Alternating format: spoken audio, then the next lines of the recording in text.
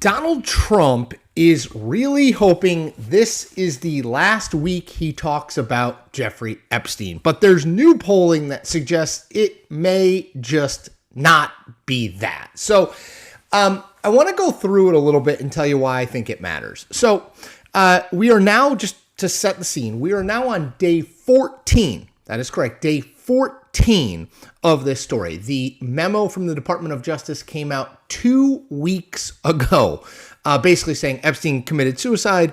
There was no client list, case closed.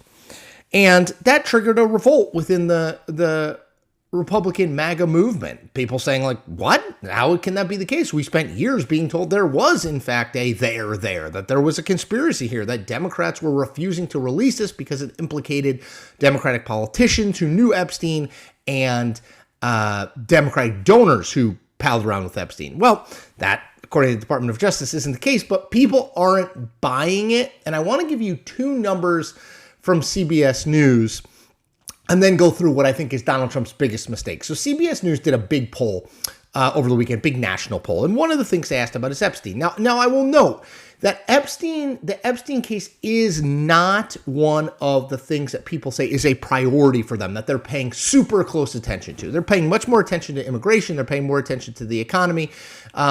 When people were asked what matters a lot in your evaluation of Trump's presidency, immigration and deportation, 61%.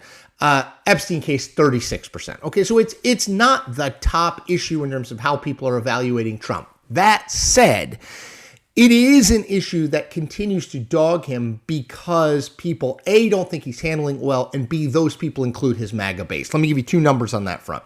So CBS asks, should the Department of Justice release all its information regarding the Epstein case?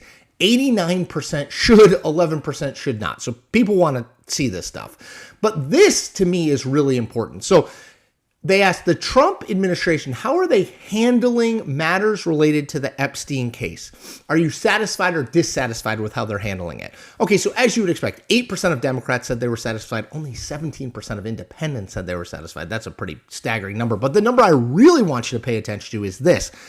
50% of Republicans said they were satisfied.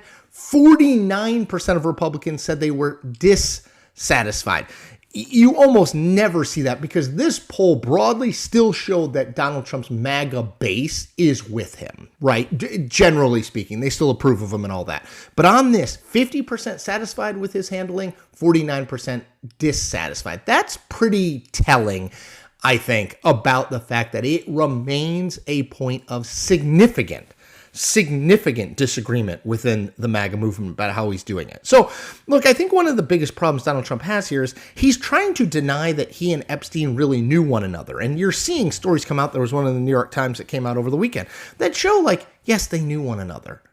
They were friends. They read in the same social circles. Now, that doesn't mean that Donald Trump did anything nefarious. We don't know that yet. But it does mean that they knew each other and they were friends. And I think Trump, by insisting that he doesn't know Epstein, none of all this is bunk, this is fake news media. Like, it's clear they knew one another. Anyone paying any attention knows they knew one another. And I think he hurts himself by his unwillingness to at least acknowledge that and say, yeah, okay, we knew one another. We were friends. I never thought that it would go like this. And when I saw what Jeffrey was, I had never seen evidence of it. When I saw what he was, I walked away. He hasn't done that, which puts Pam Bondi in a bad place, puts Kash Patel in a bad place, puts everyone involved in this in a bad place because you have to defend something that's hard to defend, which is, they never really knew each other, when in fact we know they knew one another. So Donald Trump is hoping that this is the last week that this is a main point of conversation. Congress leaves at the end of this week. That will help him because there'll just be less people around to comment on all of this stuff in Washington. But he hopes this is the week he gets beyond it. But of course, he hoped that the last 2 weeks, and it hadn't worked out that way. So stay tuned. I'll be on the story. Take care. And I ask you to do one thing. Do me one favor before we go. Hit that subscribe button. You'll get free content, and I will continue to grow as an independent news creator. Thanks, y'all.